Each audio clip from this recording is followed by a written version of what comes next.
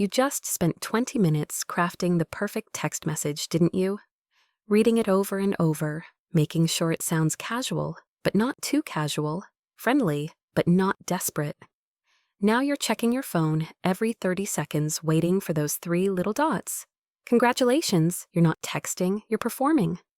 And the audience has way too much power over you. Here's what nobody tells you about approval addiction. It doesn't look like addiction, you're just being nice, accommodating, the person everyone can count on. Except somewhere along the way, being likable became your entire personality.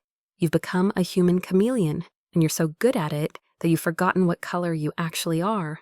The wild thing about needing everyone to like you is that it guarantees nobody will truly know you. When you're constantly shape-shifting to match what you think people want, you're not connecting with them.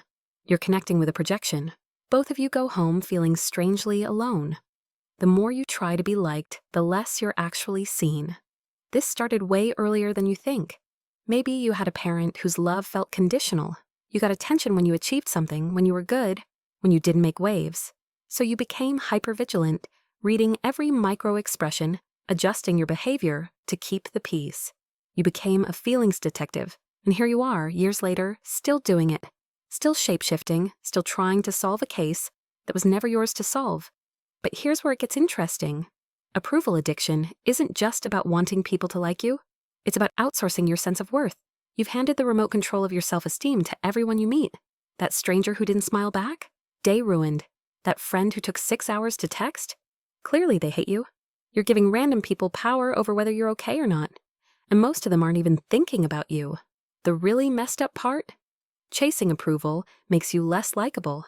People can smell desperation. When you're trying too hard, shape-shifting mid-conversation, they feel it.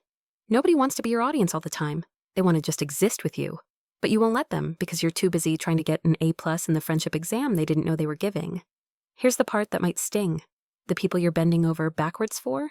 They're not your people. Your real people like you when you're tired, cranky, opinionated, and taking up space. But you'll never find them if you're too busy auditioning for everyone else. You're so focused on being picked that you forgot you're supposed to be doing the picking too. The freedom starts when you realize being disliked by some people is not a bug.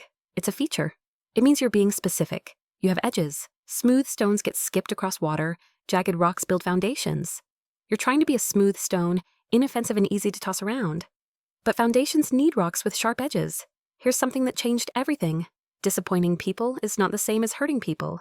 Setting a boundary isn't cruel. It's honest.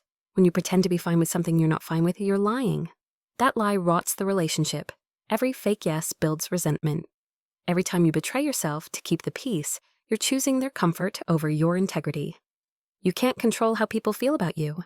You could be the ripest, juiciest peach in the world, and someone's still going to say, "I don't like peaches." That's not about you. Their dislike doesn't make you less of a peach. You're just not for them. And that's okay, because the people who love peaches, they're going to be thrilled they found you. Breaking free doesn't mean becoming a jerk. It means caring about yourself as much as you care about everyone else. It means recognizing your comfort matters too.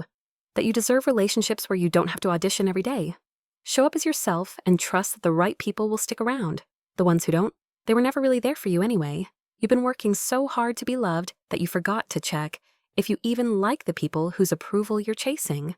You've been so focused on being enough for them that you never asked if they're enough for you. Start asking, do I even want this person's approval? Sometimes the answer is no, and that's when everything changes. You're allowed to be someone that not everyone likes. Actually, you're supposed to be. That's how you find your people. Stop trying to be universally appealing. Start being specifically you.